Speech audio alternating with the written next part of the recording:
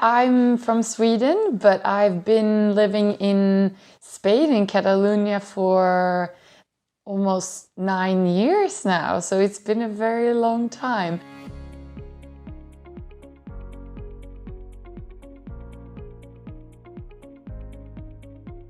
I ended up there because I had, true cycling, and I had a couple of teammates who needed a base for the racing season, who were from Canada and America, and they had stayed in Girona before, and I thought one year when I was tired of the Swedish winter, okay, I will also give it a try. And since I stayed there, I was thinking, this is better, I want to live here. Yeah. Last year in the World Championships, it was a really hard circuit, and on the paper beforehand, it should have been for the pure climbers, and that's the girls who really looked forward to that year's Worlds. And I think I surprised myself and quite a lot of people by actually coming in fourth in that type of race. So it was nice to prove to yourself that you're able to do something you don't expect of yourself.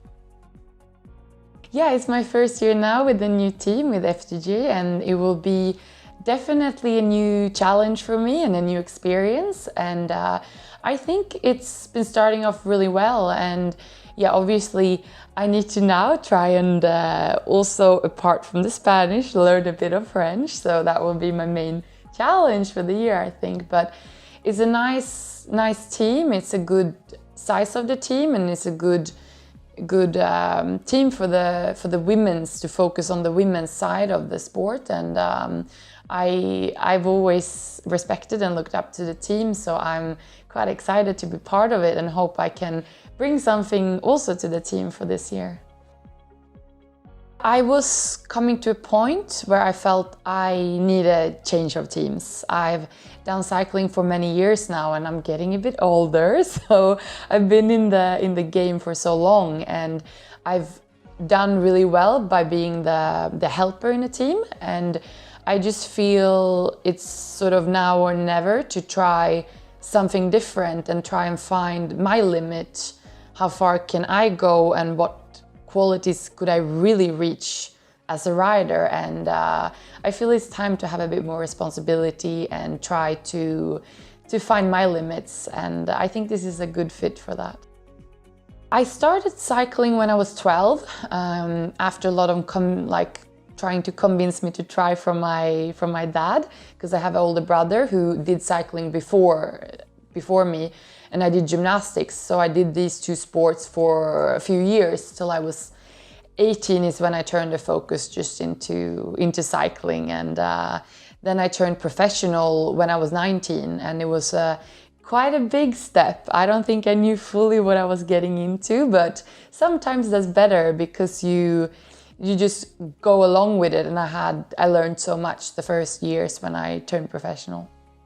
I think coming in not expecting too much or being too worried about what was waiting made me able to develop in a good pace, and actually not being too stressed about it too early. And I still had to finish high school when I turned professional. I can see this with a lot of the girls in the team this year who still studies, and I think it's important to take also time for that. And with cycling you have so many years where you can progress and before you should reach your best potential. So I think it's important to take it in a good progression time, and for me it happened without knowing too much before about it, because cycling in Sweden is not super big, so I wasn't exposed to it so much before I actually throw myself into the whole professional circuit.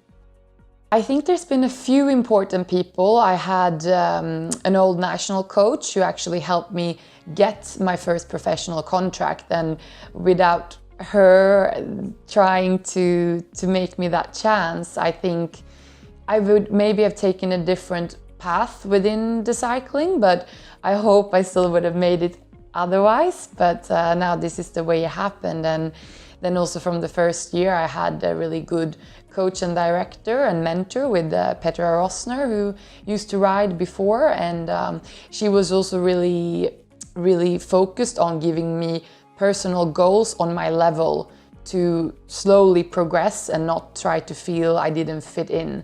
And I think that was really important. I think for me the biggest learning thing with cycling is to be patient. I had quite a few ups and downs, and I've had some tougher years, and I think you need to learn to be patient and also to find the way it works for yourself. And everyone is different, and you just gotta believe in yourself and find the right path for you.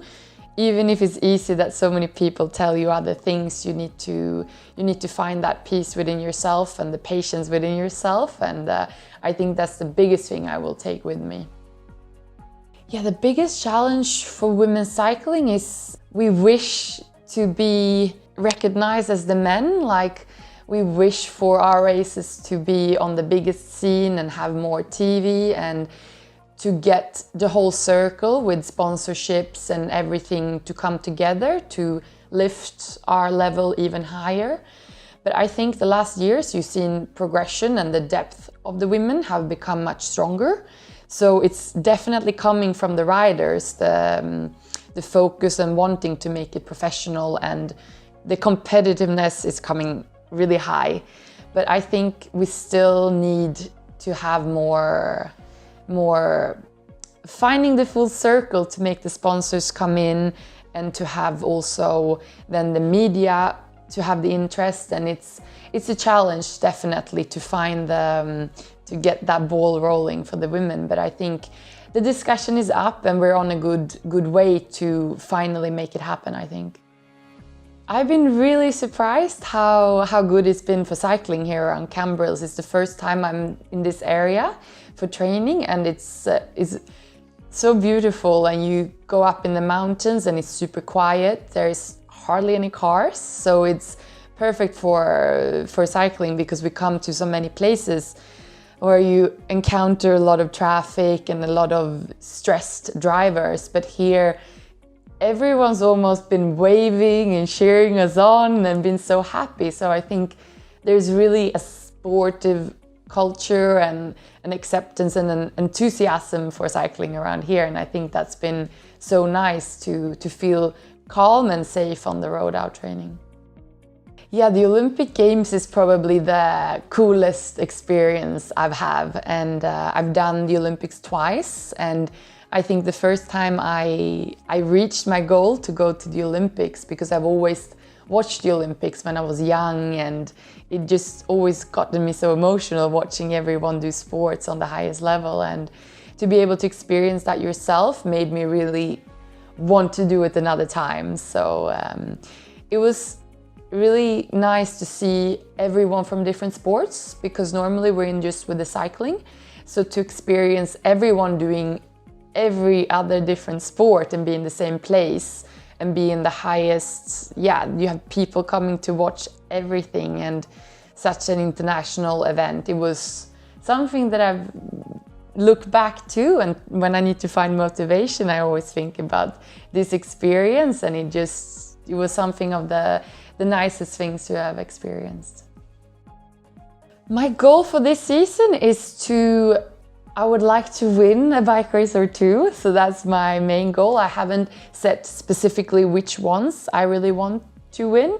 So I just want to keep proving to myself that I can be competitive and can be trying to fight for podiums and for the victories. And I think you still need to try and fail to be able to do it. And I hope to have everything come together this year and be able to have that amazing feeling when you cross the line first. And then there's also World Championships that I look a lot forward to by the end of the year. So that's maybe more the main goal in terms of a specific race. Yeah.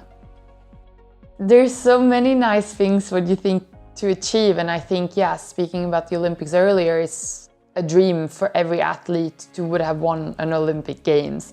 It's a really high goal, and as well for cycling, also the World Championships is almost as important as the Olympic Games, and that's two dream races. If I can dream big, I would pick one of those two to win, and if not, it would be to win one big championship or one big classic iconic race.